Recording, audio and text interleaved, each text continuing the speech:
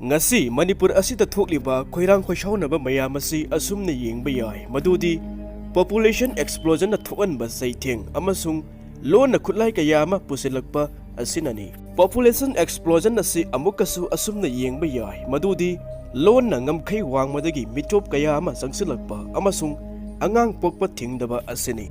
Ngamkhai wangmadagi mitop kaya ama sangsilakpa haibasi yumthangnaba leibak aduda leiba ngamdabadagi lona sangsilakpa natragana kanagumba kharana naronda mitopsing adubu pusilakpa natragana lamdam asina mitopsing aduda jaikhai thingaiba pidaba amadi ingna chikna leiba nungaibadagi lona sangsilakpasu oiba yai. Ngasi Manipur asida leiriba miyam asi Mitai, Naga, Maitai Pangal, Kuki, Nepali, Bengali amadi Atai India dagi sangsilakiba miyan sing haibadi Bihari, Asami, Marwari, Punjabi na chingba sing asi haina khaithoklaga nainabi yai.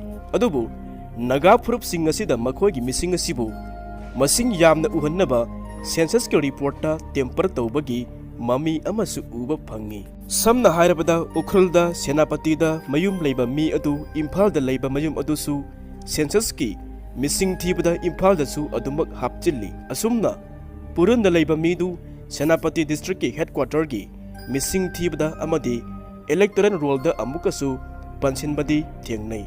Tasengbadi ching da leiba khunsing du da changlaga yengba taragadi khulpumba mi irei leitaba thingnaramgani. Masina takpadi Naga gi missing asi hengatte lenga ke record ta leibaduga physical position ga chana de haibani.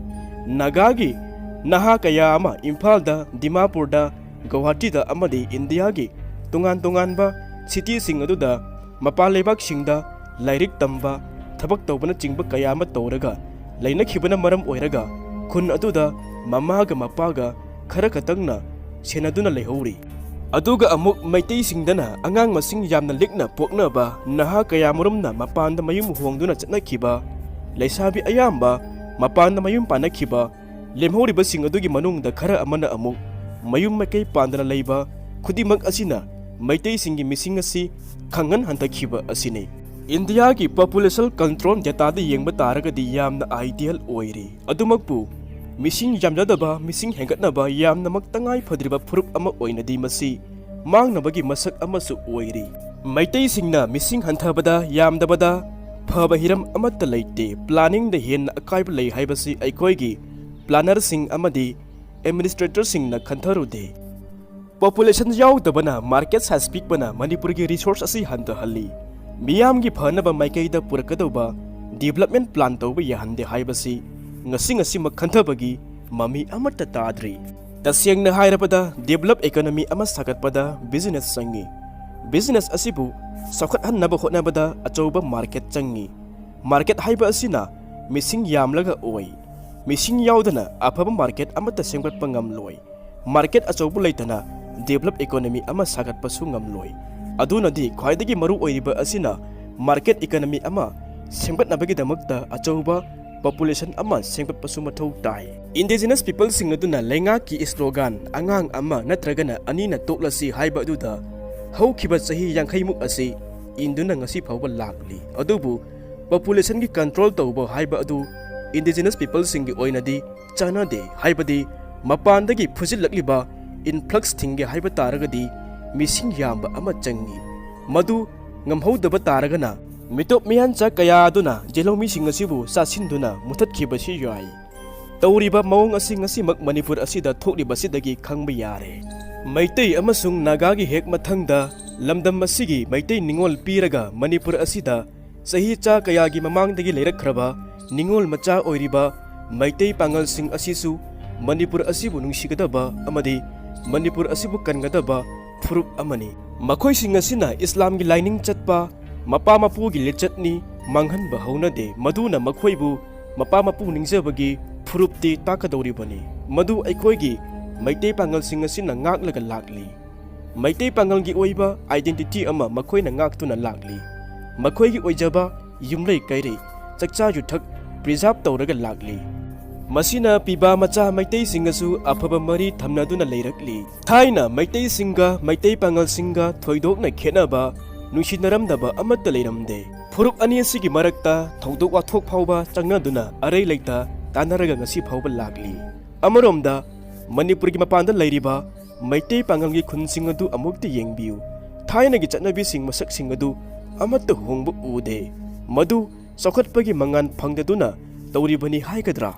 ꯃꯅꯤꯄꯨꯔꯒꯤ ꯃꯄꯥꯟꯗ ꯑꯃꯗꯤ ꯕꯪꯒ꯭ꯂꯥꯗꯦꯁꯇ ꯈꯨꯟꯗꯥꯔꯒ ꯂꯩꯔꯤꯕ ꯃꯩꯇꯩ ꯄꯥꯉꯜꯁꯤꯡ ꯑꯗꯨꯅ ꯆꯥꯎꯊꯣꯛꯆꯔꯤꯕꯁꯤꯡ ꯑꯗꯨ ꯃꯅꯤꯄꯨꯔ ꯄꯥꯉꯜꯅꯤ, ꯃꯅꯤꯄꯨꯔ ꯃꯨꯁꯂꯤꯝꯅꯤ ꯍꯥꯏꯕꯒꯤꯅꯤ꯫ ꯃꯅꯤꯄꯨꯔ ꯑꯁꯤꯗ ꯃꯤꯇꯣꯞꯀꯤ ꯁꯥꯐꯨ ꯐꯪꯕ ꯍꯧꯈꯤꯕ ꯃꯤꯇꯣꯞ ꯂꯣꯟꯅ ꯆꯪꯁꯤꯜꯂꯛꯈꯤꯕꯁꯤꯡ ꯑꯗꯨ 1950ꯒꯤ ꯃꯇꯨꯡꯗꯒꯤ ꯍꯧꯔꯛꯄꯗꯨꯅ 1960ꯒꯤ ꯆꯍꯤ ꯄꯔꯤꯡ ꯑꯁꯤꯗꯅ ꯈꯪꯍꯦꯟ ꯍꯦꯟꯒꯠꯂꯛꯈꯤ꯫ ꯂꯩꯕꯥꯛ ꯑꯁꯤꯒꯤ ꯈꯟꯗꯅ ꯃꯁꯥꯒꯤ ꯃꯔꯅꯥꯏꯒꯤꯇ ꯈꯟꯕ ꯄꯣꯂꯤꯇꯤꯛꯁ ꯇꯧꯕꯁꯤꯡ ꯑꯗꯨꯅ ꯚꯣꯠ ꯀꯥꯅꯕꯒꯤ ꯍꯣꯠꯅꯕꯗ ꯃꯤ ꯈꯣꯝꯃ ꯂꯥꯛꯅꯕꯗ ꯚꯣꯠ ꯕꯦꯡ ꯍꯧꯗꯣꯔꯛꯈꯤ꯫ ꯚꯣꯠ ꯕꯦꯡꯗ ꯈ꯭ꯋꯥꯏꯗꯒꯤ ꯍꯦꯟꯅ ꯂꯥꯏꯕ ꯑꯁꯤ ꯃꯤꯔꯝꯗꯒꯤ ꯔꯤꯐ꯭ꯌꯨꯖꯤ ꯀꯌꯥ ꯑꯃ ꯄꯨꯁꯤꯜꯂꯛꯂꯒ ꯂꯝ ꯄꯤꯔꯒ ꯃꯌꯨꯝ ꯃꯀꯩ ꯈꯨꯟꯗꯥꯗꯨꯅ ꯁꯥꯗꯨꯅ ꯂꯩꯍꯟꯕ ꯑꯁꯤꯅꯤ꯫ ꯃꯁꯤꯒꯨꯝꯕ ꯃꯤꯑꯣꯏꯁꯤꯡ ꯑꯗꯨꯕꯨ ꯀꯩꯗꯧꯅꯨꯡꯗꯁꯨ ꯃꯈꯣꯏꯕꯨ ꯁꯦꯝꯕꯤꯈꯤꯕ ꯄꯨꯁꯤꯜꯂꯛꯈꯤꯕꯁꯤꯡ ꯑꯗꯨꯕꯨ ꯀꯥꯎꯕ ꯂꯩꯇꯦ꯫ ꯄꯨꯟꯁꯤ ꯆꯨꯞꯄ ꯃꯍꯥꯛꯀꯤꯗꯃꯛꯇ ꯊꯋꯥꯏ ꯊꯥꯔꯒꯦ ꯍꯥꯏꯒꯅꯤ꯫ ꯚꯣꯠ ꯂꯦꯞꯄ ꯄꯣꯂꯤꯇꯤꯁꯤꯌꯥꯟꯁꯤꯡꯗꯅ ꯃꯈꯣꯏꯁꯤꯡ ꯑꯁꯤ ꯃꯍꯥꯛꯅ ꯐꯝꯃꯨ ꯍꯦꯛꯇ ꯐꯝꯕ, ꯂꯦꯞꯄꯨ ꯍꯦꯛꯇ ꯂꯦꯞꯄ ꯃꯇꯧꯏ꯫ ꯃꯍꯥꯛꯀꯤꯗꯃꯛꯇ ꯁꯤꯕ ꯀꯤꯗꯅ ꯚꯣꯠ ꯕꯦꯡ ꯁꯥꯒꯠꯄ ꯑꯗꯨꯗ ꯁꯔꯨꯛ ꯌꯥꯔꯛꯏ꯫ ꯃꯁꯤꯒꯤ ꯈꯨꯗꯝ ꯈꯔ ꯄꯜꯂꯕꯗ ꯖꯤꯔꯤꯗ ꯄꯥꯀꯤꯁꯇꯥꯟ ꯃꯇꯝ ꯑꯗꯨꯗꯒꯤ ꯂꯣꯟꯅ ꯄꯨꯁꯤꯜꯂꯛꯈꯤꯕ ꯕꯪꯒꯥꯂꯤ ꯃꯨꯁꯂꯤꯝꯁꯤꯡ ꯂꯣꯟꯅ ꯖꯤꯔꯤ ꯇꯨꯔꯦꯟꯗ ꯄꯨꯁꯤꯜꯂꯛꯂꯒ ꯈꯨꯟꯗꯥꯍꯟꯈꯤꯕꯗ ꯈ꯭ꯋꯥꯏꯗꯒꯤ ꯍꯦꯟꯅ ꯆꯥꯎꯅ ꯌꯥꯎꯈꯤꯕꯁꯤ ꯃꯇꯝ ꯑꯗꯨꯗ ꯚꯣꯠ ꯀꯥꯈꯤꯕ MLAꯁꯤꯡ ꯑꯃꯗꯤ ꯃꯇꯝ ꯑꯗꯨꯒꯤ ꯄꯣꯂꯤꯇꯤꯁꯤꯌꯥꯟꯁꯤꯡ ꯑꯗꯨꯅꯅꯤ꯫ ꯃꯈꯣꯏꯅ ꯖꯤꯔꯤ ꯑꯁꯤ ꯕꯪꯒ꯭ꯂꯥꯗꯦꯁ ꯑꯣꯟꯊꯣꯛꯈꯤ꯫ ꯀꯅꯥꯒꯤ ꯆꯤꯡꯅꯨꯡ ꯃꯥꯅꯨꯡ ꯇꯨꯔꯦꯟ ꯃꯄꯥꯟꯗ ꯐꯥꯎꯕꯗ ꯕꯦꯡꯒꯥꯂꯤ ꯃꯨꯁꯂꯤꯝ ꯂꯤꯁꯤꯡ ꯀꯌꯥ ꯑꯃ ꯄꯨꯁꯤꯜꯂꯛꯇꯨꯅ ꯈꯨꯟꯗꯥꯕ ꯍꯧꯔꯛꯈꯤ꯫ ꯉꯁꯤ ꯐꯥꯎꯕꯗ ꯃꯩꯇꯩꯂꯣꯟ ꯈꯪꯗꯕ ꯃꯤꯑꯣꯏ ꯂꯤꯁꯤꯡ ꯀꯌꯥ ꯑꯃ ꯖꯤꯔꯤꯗ ꯂꯩꯕ ꯊꯦꯡꯅꯔꯤ꯫ ꯃꯈꯣꯏꯗ ꯃꯅꯤꯄꯨꯔ ꯑꯁꯤꯕꯨ ꯅꯨꯡꯁꯤꯕ ꯐꯥꯎꯔꯝꯒꯗ꯭ꯔꯥ? ꯃꯅꯤꯄꯨꯔꯒꯤ ꯑꯄꯨꯟꯕꯒꯤ ꯏꯟꯇꯤꯒ꯭ꯔꯤꯇꯤ ꯑꯁꯤꯕꯨ ꯃꯈꯣꯏꯅ ꯁꯥꯒꯠꯄꯗ ꯁꯔꯨꯛ ꯌꯥꯕ ꯉꯝꯒꯗ꯭ꯔꯥ? ꯅꯥꯀꯟ ꯑꯃꯔꯣꯝꯗ ꯀꯨꯀꯤ ꯈꯔ ꯑꯃꯅ ꯃꯅꯤꯄꯨꯔ ꯑꯁꯤꯗ ꯊꯨꯡꯂꯕ ꯈꯔ ꯍꯥꯟꯕ ꯇꯥꯔꯒꯁꯨ ꯅꯦꯄꯥꯂꯤꯁꯤꯡ ꯑꯁꯤꯅ ꯃꯅꯤꯄꯨꯔ ꯑꯁꯤꯗ ꯊꯨꯡꯂꯛꯈꯤꯕ ꯑꯁꯤ ꯆꯍꯤ 8 ꯈꯨꯟꯇꯥꯛꯄ ꯃꯇꯨꯡ ꯕꯔꯃꯤꯁꯁꯤꯡ ꯑꯁꯤꯕꯨ ꯃꯅꯤꯄꯨꯔ ꯑꯁꯤꯗꯒꯤ ꯇꯛꯊꯣꯛꯅꯕ ꯁꯦꯝꯈꯤꯕ ꯃꯅꯤꯄꯨꯔ ꯂꯦꯕꯤꯗ ꯌꯥꯎꯔꯛꯈꯤꯕ ꯑꯗꯨꯗꯒꯤꯅꯤ꯫ ꯃꯈꯣꯏꯁꯤꯡ ꯑꯁꯤꯕꯨ ꯁꯦꯛꯃꯥꯏ ꯃꯅꯥꯛꯀꯤ ꯀꯪꯂꯥꯇꯣꯝꯕꯤꯗ ꯂꯩꯍꯟꯈꯤ꯫ ꯅꯦꯄꯥꯂꯤꯁꯤꯡ ꯑꯁꯤꯒꯤ ꯃꯤꯁꯤꯡ ꯈꯪꯍꯦꯟ ꯍꯦꯟꯒꯠꯂꯛꯈꯤꯕ ꯑꯗꯨ 1960ꯒꯤ ꯃꯇꯨꯡ ꯑꯁꯤꯗꯒꯤꯅꯤ꯫ ꯉꯁꯤꯗꯤ ꯃꯅꯤꯄꯨꯔꯒꯤ ꯃꯅꯨꯡꯗ ꯂꯩꯔꯤꯕ ꯆꯤꯡ ꯃꯌꯥꯝ ꯁꯤꯟꯕ ꯊꯨꯡꯅ ꯅꯦꯄꯥꯂꯤꯁꯤꯡ ꯑꯗꯨꯅ ꯃꯐꯝ ꯑꯗꯨꯒꯤ ꯇ꯭ꯔꯥꯏꯕꯦꯜꯁꯤꯡꯗ ꯆꯍꯤꯒꯤ ꯂꯝꯕꯥꯜ ꯄꯤꯔꯒ ꯈꯨꯟꯗꯥꯔꯒ ꯂꯩꯔꯤ꯫ ꯃꯈꯣꯏꯅ ꯂꯩꯇꯕ ꯃꯐꯝ ꯑꯃꯠꯇ ꯂꯩꯇ꯭ꯔꯦ꯫ ꯃꯈꯣꯏꯁꯨ ꯃꯅꯤꯄꯨꯔ ꯑꯁꯤꯗ ꯂꯥꯛꯂꯒ ꯚꯣꯠ ꯕꯦꯡ ꯁꯥꯒꯠꯇꯨꯅ MLA ꯑꯣꯏꯕ ꯌꯥꯎꯈ꯭ꯔꯦ꯫ ꯅꯦꯄꯥꯂꯤꯁꯤꯡꯁꯨ ꯃꯅꯤꯄꯨꯔꯗ ꯄꯣꯄꯤ ꯊꯥꯏ, ꯒꯟꯖꯥ ꯊꯥꯏ꯫ ꯃꯈꯣꯏ ꯄꯣꯄꯤꯒꯤ ꯂꯦꯕꯔꯁꯨ ꯑꯣꯏ꯫ ꯅꯦꯄꯥꯂꯤꯁꯤꯡꯒ ꯀꯣꯟꯅ ꯆꯪꯂꯛꯄ ꯀꯨꯀꯤꯁꯤꯡ ꯑꯁꯤꯒ ꯈꯦꯠꯅꯔꯤꯕ ꯑꯁꯤ ꯃꯈꯣꯏꯅ ꯃꯅꯤꯄꯨꯔ ꯑꯁꯤꯗ ꯆꯪꯂꯛꯂꯒ ꯂꯝꯕꯤ ꯊꯠꯇꯨꯅ ꯁꯦꯟ ꯃꯨꯟꯕ, ꯑꯦꯔꯤꯌꯥ ꯗꯣꯃꯤꯅꯦꯁꯟ ꯇꯧꯕꯗꯤ ꯂꯩꯇ꯭ꯔꯤ꯫